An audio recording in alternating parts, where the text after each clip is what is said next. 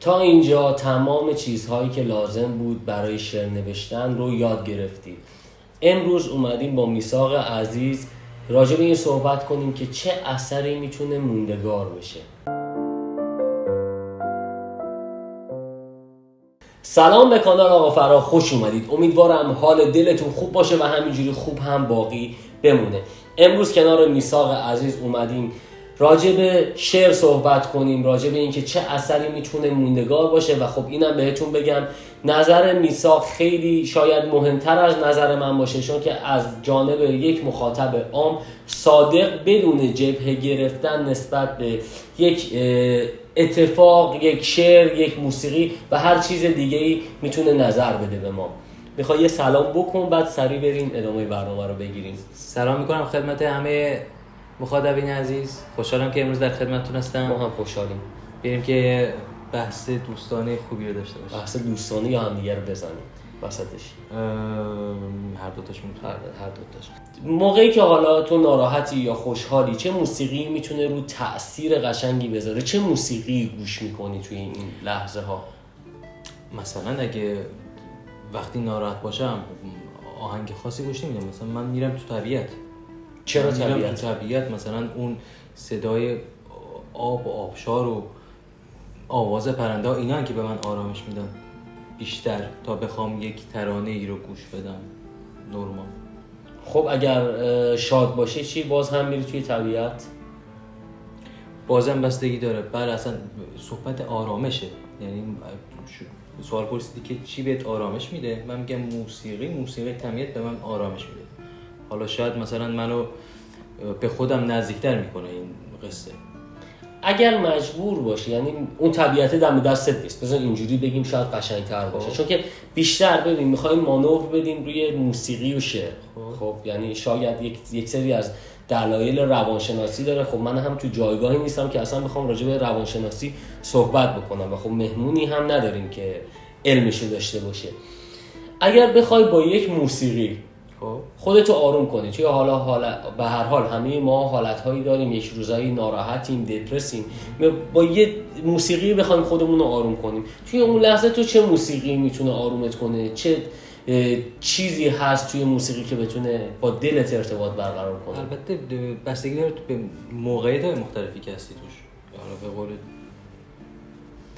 یا دنبال شادی هستی یا دنبال حالا ناراحتی، دنبال تسکین هستی، یا اصلا تو ورزشی داری ورزش میکنی، سر کاری، برای موسیقی بهت میخواد اون آرامشه رو بده، اون ریتم رو حفظ کنی.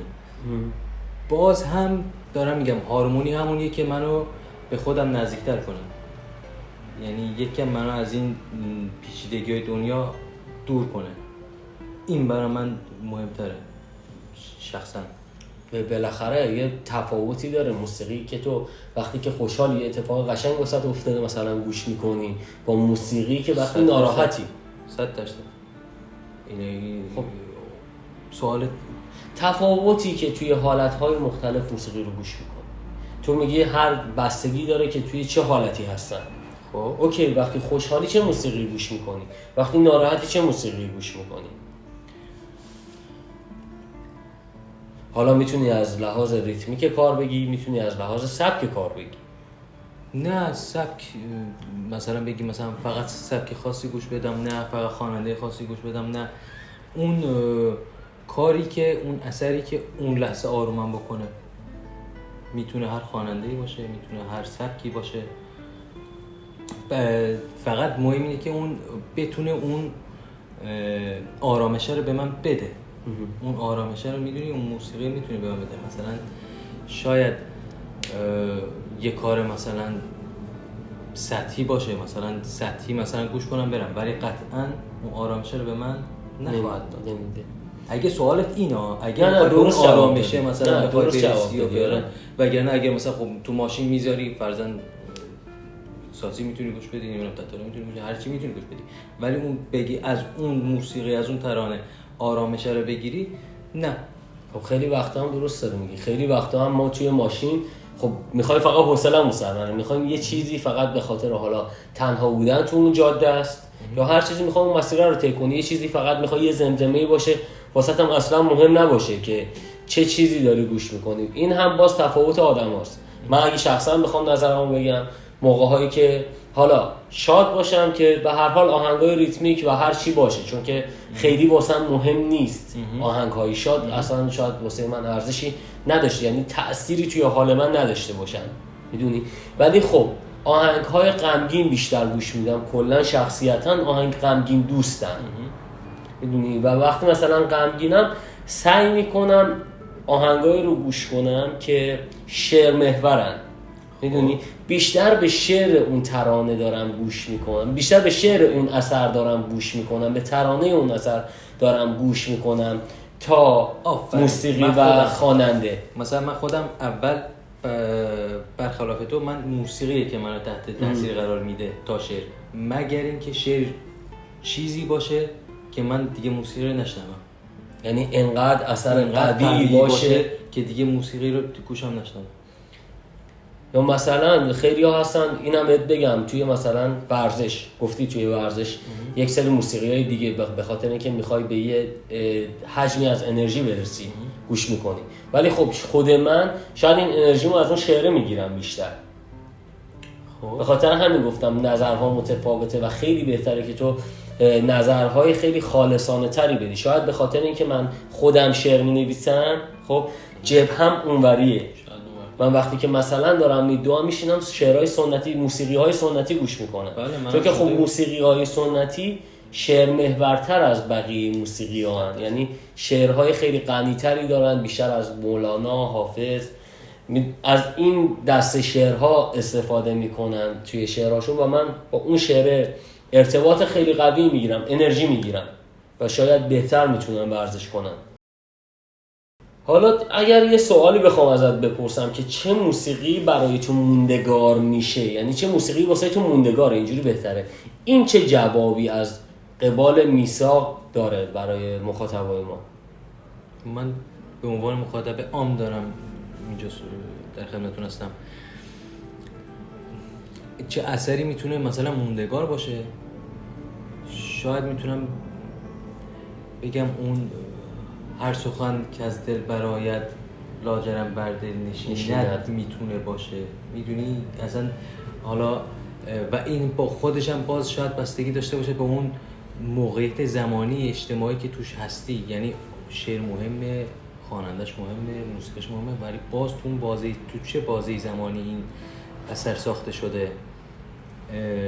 مثلا بخوام مثال بزنم، کاری که مثلا حسین آقا گلاب انجام داد، مثلا ای ایران، ای مرز کهن، فکر می‌کنم کمتر کسی باشه که اصلا وقتی او میدونی که داستانشو، اونو وقتی نوشت که تو خیابون داشته میرفته مواجه میشه با یه افسر، حالا یه سرباز انگلیسی که زده بوده توی گوشه افسر ایرانی و بنا به مناسبات سیاسی اون سرهنگ ایرانی نمیتونسته جوابشو بده. خب این خیلی ناراحت کننده بوده، خیلی ناامید کننده بوده و اومده نشسته این اومده و این شکار کرده به صورت شعر درش تحریر در آورده. نمیدونستم داستانشو، ولی فکر میکنم کمتر کسی باشه که گوشش نکرده مثلا باشه. بخوام بگم که مثلا از هایده، بانو هایده، مثلا اونجایی که میگه مثلا اگه مستی گناهه، میگن مستی گناهه به انگشت بزنه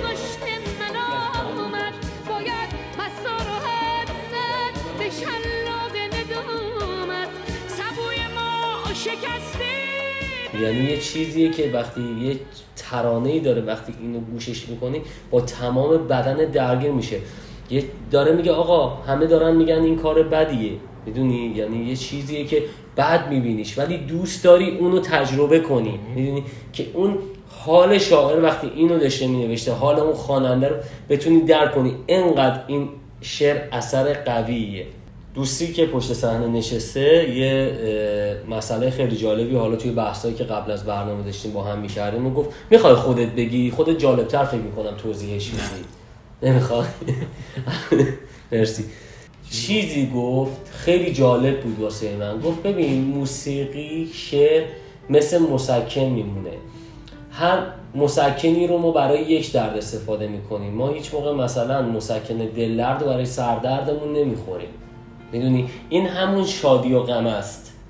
که وقتی که تو سردرد داری مسکنی که میخوری، خب یه مسکنی که موضعی میخواد خوبت کنه، مثل آهنگای شاد که توی مهمونی ها موضعی هم خب خیلی کم پیش میاد که بخوای این آهنگ ها رو مدام گوش کنی. خب شاید خب خیلی از دوستان شاید یک دسته مخاطبی هم باشن که زیاد گوش کنن ها، من نمیتونم از جانب کل آدم ها صحبت کنم، اکثریت رو میگیرم یا حداقل اکثریتی که من میشناسم رو دارم میگم، موضعی هم برای اون سردردن، ولی یه موقعی تو به یه عمل اساسی نیاز داری. اونا هم تو اون خب چیزن دیگه، آره اونا مدلشون اونجوریه. بازم دارم میگم موقتیه، نمیشه مثلا قضاوت کرد. شاید مثلا طرف یه جا خوندم یا شنیدم که یه کارگردان سینمایی میگفت که میدونی چرا مردم بیشتر به کاراکتر منفی فیلم علاقه دارن؟ چون دوست دارن اون کار رو انجام بدن ولی خب نمیتونن، به هر دلیلی نمیتونن. الان این چیزی هم که گفتی مثلا داروی این میشه مثلا دوباره یه داروی موضعی که میرن آهنگایی که حالا فوش میده، خشونت داره توش زیاد، اینا رو گوش میدن. آره میگم بستگی به حال، ولی یه موقعی تو همون لحظه داره جای مثلا طرف مثلا به معلمش نمیتونه فوش بده و آره میره اون آهنگو گوش میده. حالا این مقطعی اینا مسکنن. سوال تو امروز در مورد اینه که چه ترانه‌ای ماندگار. همین من دقیقاً به همینجا می‌خواستم برسم. یه موقعی گفتم تو یه عمل خیلی مهمی رو لازم داری. این همون ترانه موندگار است. تو اون ترانه موندگار رو لازم داری. مثلا در مورد مثلا چی بگم، مثلا بخوای در مورد عشق بنویسی، بخوای یه چیز موندگار بنویسی، مثلا دارم یه همچین کارایی رو دارم. آره یه همچین کارایی رو دارم. شاید اون لحظه ای که این کارو نوشتم درگیر اون رابطه نبودم، خب ولی اون حسو قبلا داشتم. و یه چیزی هم بهت بگم، نگاه کن، حالا کاراکتر شخصی من اینه، من به عنوان یه پارتنر، یه همسری اگر بخوام انتخاب کنم، ناخودآگاه به خاطر اینکه مادرم رو خیلی دوست دارم همیشه باید بگردم ببینم چه وجه‌های مشترکی بین مادر من و اون خانم هست.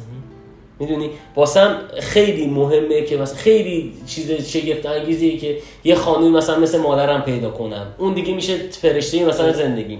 توی یکی از شعرام میگم، آره بذار بیتمو مثلا بهت بگم، توی این بیت میگم چی میگم، لابلای بودن و رفتن، یکی بوده نگرم داره، یکی بوده نگرم داره، یه زن، یه عشق، یکی مثل همون که پدرم داره.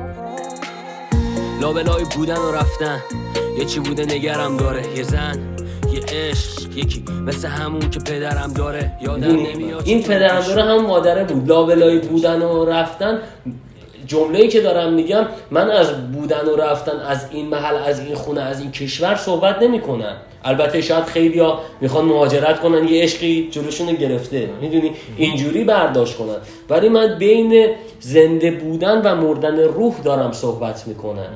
خب یه نفر گرفته این خیر منو گرفته نمیذاره بمیرم، اون نفر یکیه مثل مادرم، یکی اومده که اینقدر سفت میتونه جلوی منو بگیره و این دله نمیذاره برم.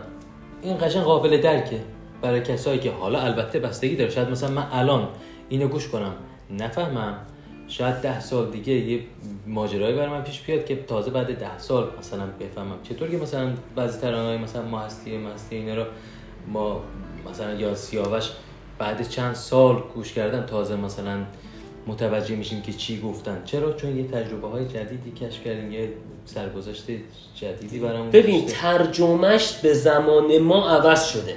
الان تو گفتی مثلا یه مثال خیلی قشنگی زدی از بانو هستی. خب یه شعری داره که میگه وقتی رفتم یکی گفت سفر بخیر که برام غریب و ناشناخته بود، اما اون وقتی اومد که قلب من همه آرزوهاشو باخته بود.